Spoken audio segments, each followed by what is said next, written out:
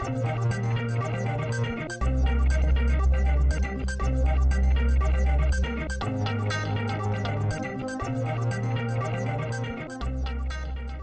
fellow Conapaloozians, today's the day you've all been waiting for. It's announcement day.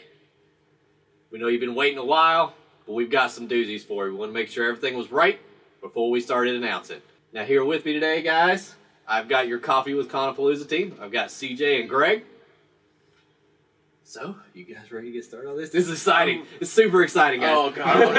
We're pumped. We're pumped. Man, like, y'all don't even understand how, like, behind the scenes we've been laughing and just having, like, the time of our lives today. We're so excited to let you guys know about all this. Yeah, there's so many awesome and amazing things that are built up right now that just, I mean, today we have an entire sheet of information to go over with you, and it's going to blow your mind. Like, some of the stuff you won't even see coming.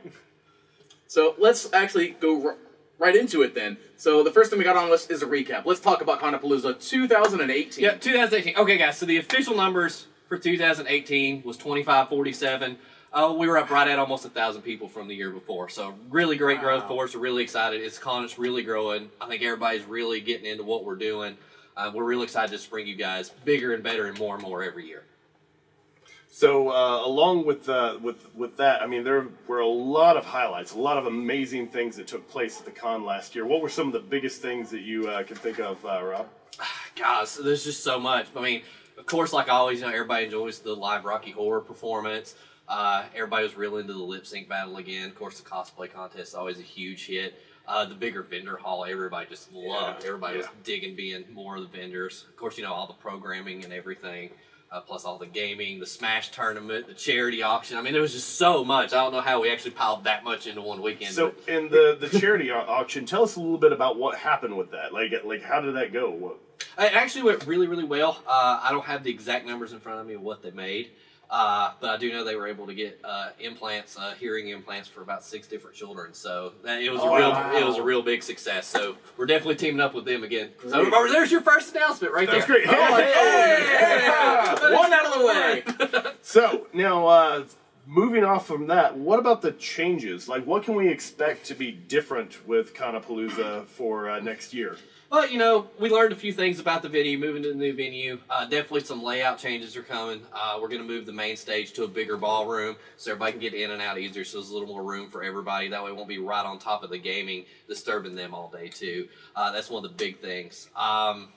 We're going to have more signage for everybody, too, because a lot of people didn't know exactly where they were going. We thought it'd be a little easier to navigate than it was, so it's kind of lesson learned. But now that we're going back to the same venue, that'll help a whole lot. Also, we're going to do a little bit of change on the hours for the dealer hall this year. We're going to open it a little bit earlier to everybody on Friday. We'll have going to open at noon on Friday and keep it open till 6 p.m. Same thing on Saturday. We're going to open at 9 a.m. and we'll run till 6. And then Sunday, we're going to let everybody get a little more sleep than we did last year. Kind of, get rid of that little hangover from the night before. There was a few people that had some of those, but we're going to open noon to 5 in the dealer hall on Saturday. So. Nice. So, volunteers, they worked their butts off last year. Oh, shoot. Yeah. Anything you want to say about that other than they just did such a fantastic job? Did. We had some of the best staff I've ever seen at any con I've ever been to. We're so excited. I'd say 99% of them are probably going to come back. So we got one of the greatest staffs in the world, and I just want to thank every single one of them for being there. Yeah, so something along with the staff shout-outs, the guests this year that we had, like the guests that came into Conapalooza, they were fantastic. I mean, I enjoyed just walking around watching them interact with people. Mm-hmm. What can you say about the guests that we had this year? This past year, oh my God, they were all so great, from Austin St. John, Veronica Taylor, Walter Jones, Catherine Sutherland, Ernie Hudson. They were all just great. Oh yeah, Mark Dotson, he was a hoot. But yeah, it's one of those, especially behind the scenes, you get to know them a little bit more too. Yep. So it was really cool to kind of get to know these people and see them. And I know they enjoyed meeting everybody here. And I would say most of them in the years to come will probably be back too. So that's awesome. Okay. So I have on this piece of paper here, there's this thing called an app. Yeah. I know a lot of you people out there have actually asked for it. So we've been talking about it. We partnered with Growtix, and they've actually got an app pre-made for us. We'll give some more information on that as we get it all built and everything. But basically, it's going to allow you to make your own schedule for the weekend. It'll give you push notifications and everything for schedule changes all over the weekend, because I know we had a few things that got changed around that people didn't know about last year.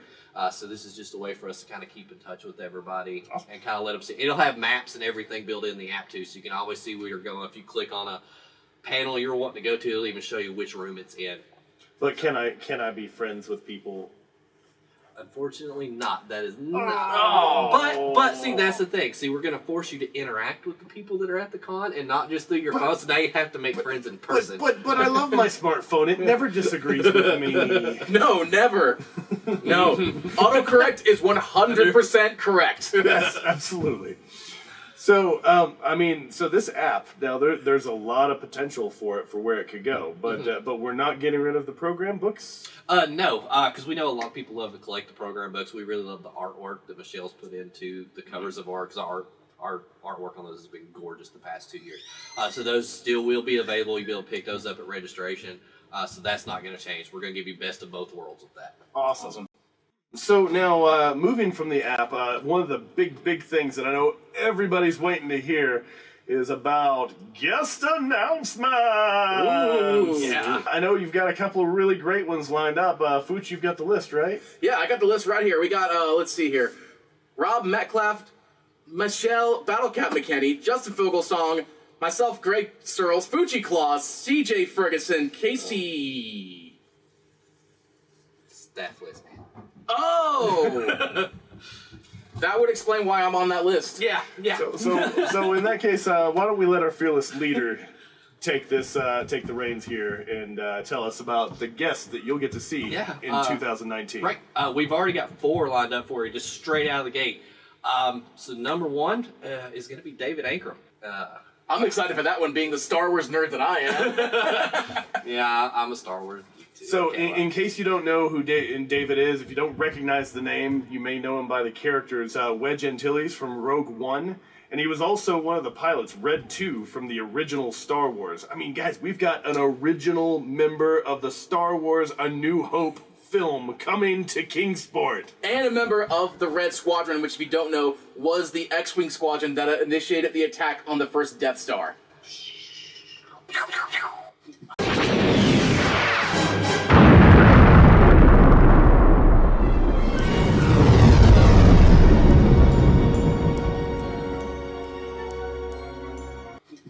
Sorry, that's what I do in my free time. Dude, we don't have a budget for those kind of sound effects. All right.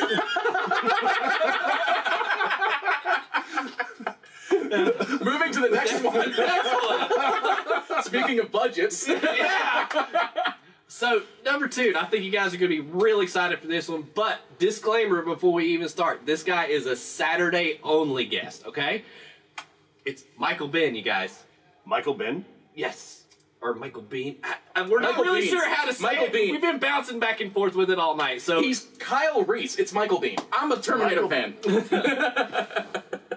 So, in case you don't recognize Michael's name, once again, you're talking about Kyle Reese from Terminator, Corporal Hicks from Aliens, Sheriff Haig from Planet Terror, and Johnny Ringo from Tombstone. I don't know about you guys, but, I grew up watching the Westerns with my dad. Tombstone was one of his all-time favorites. So the idea of having somebody like that walking into Kingsport is just, that's awesome. And Kyle Reese, such an iconic name in the Terminator franchise. Right next to this John Connor and stuff like that. You cannot just... God, man. So next up is probably one you guys are going to be hugely excited for. Yep, and once again, this is a Saturday-only guest, so keep that in mind. So if you want to see this guy, make sure you're there on Saturday.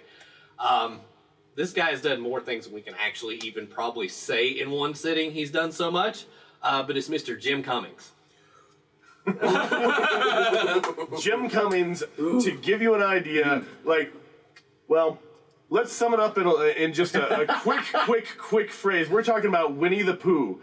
Tigger. We're talking about basically Pete from the Goofy movie. If you've played any of the Kingdom Hearts games, he does the voices for all of those characters in the Kingdom Hearts games. We're talking about, he was actually one of the Shredder voices in the original Teenage Mutant Ninja Turtles. And Ray Ramon from The Princess and the Frog. I mean, this guy has an IMDb page list that just keeps going all the way back to when I was a small child. Like, this guy is amazing in the voiceover world, and we cannot wait to have him step foot in Meadowview. I just want to point out, you said the Kingdom Hearts series. I just beat Kingdom Hearts 3. I'm getting goosebumps all over me right now. I'm not joking either. So the fourth member of the guest list today. Yeah, I think this is another one you're going to be really excited about. Now, she will only be able to be with us on Friday and Saturday. But we're talking Marina Sirtis, guys. Marina? For all you Trekkies. Yeah, I'm the Star Wars fan. He's the Trek of the group. So, I mean, if you know Star Trek: The Next Generation, then the name, the name Troy just rings out like a bell every single time. Like, you can't go anywhere talking about TNG without that name and Riker side by side. Like, it's just the way that it works. And she's gonna be at Conapalooza this year. And guys, like, this is a woman of class, taste, and fun. Like, she has fun with people like you wouldn't believe. If you come to see her and say hi, take the time to get to know this woman, because like, she is going to be a non-stop force to reckon with at Conapalooza. Yeah. It's one we're definitely really excited about. I was really excited. I'm excited for all four of them. Oh, yeah. I mean, don't get me wrong. Yeah. So, last but not least, I believe there's one thing I feel like we're missing in this entire thing. Greg, Greg, what is there something else we're missing here? I feel like there is something maybe. What have we not told people yet? Okay, let's see. We went over the guests. We talked about the changes that are coming to Conapalooza. We talked about the new app that's coming out. We've talked about, let's see, what else we got? Oh, wait. It's the dates. We still haven't told anybody the dates yet. We've been holding on to that one way too long. Well, that explains a lot, because I had no idea that when Conapalooza was happening. So. Yeah. See, I thought you were just going to reference a Fuchi Claus thing, and, you know, I mean... Yeah. I'm missing a little bit of the outfit, but I digress. Yes. But basically, it's going to be the second weekend in October. Again, we think we're just going to make that our weekend from now on. But this year, that falls on the 11th through the 13th. Oh, man. Yeah, so the Friday, Saturday, Sunday, just be ready for it 24 hours a day. You guys know how it goes. Y'all Yeah. Guys, let me tell you, I've been to a lot of the big conventions. I've seen a lot of the fun after-hours stuff that goes on. Like, Conapalooza is one of the top-notch that I have ever experienced, because literally it keeps going and keeps going. There's so much fun in the after-hours that if you come to the main con, you walk around the dealer hall, you meet the guests, you hang out with people, you see great costumes and cosplay, but when the night comes, it is a whole new world of fun and entertainment. You're talking about arcade games, pinball machines, drag shows.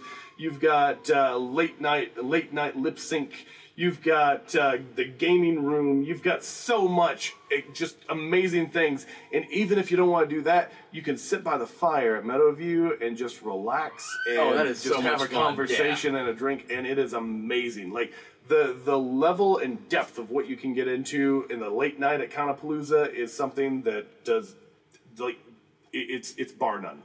And let me just tell you, Saturday night going into Sunday night, I think I stayed up the entire time. So I think I got up like 10 o'clock Saturday morning, and I didn't go to sleep until after the convention was over, after everything was said and done, because there was just so much in that Saturday night that I just didn't want to miss anything. And I think it shows because if you watch the last video we did at Coffee with Conapalooza, I'm pretty sure. No, we were. Yeah. We were asleep when that thing happened. We were asleep when it starts up. We're both laying there with our heads on the table, and fortunately, one of our favorite voiceover artists, you'll have to watch to see. Yeah. Actually poked her head through and reminded us that we were live on camera. So. That being said, Rob, there's one thing I gotta ask though. Meadowview it's a great venue. There's so much room, so much space. There's a lot of different changes that are coming to make that space even more usable in the future. You were saying a bigger main stage, and what about the hotel rooms? Like, is there what are we looking at? Is it going to be another exciting, action-packed battle for the rooms? Because last year, we're expecting them to go really, really fast. And I would say they'll probably drop in the next couple of weeks. We're still waiting to get everything finalized on those, but as soon as they're ready, we'll drop them on social media and on the website, so you guys can just pick them up. And I recommend as soon as they drop, you guys better go ahead and get them because they're going to go fast. Yeah, they're going to go real fast. So that's some of the exciting things that you'll have to look forward to with Conapalooza this year in 2019. Any final thoughts? Just come to Conapalooza. I mean, that's it. Yeah. This has been the inaugural speech of the president of Conapalooza.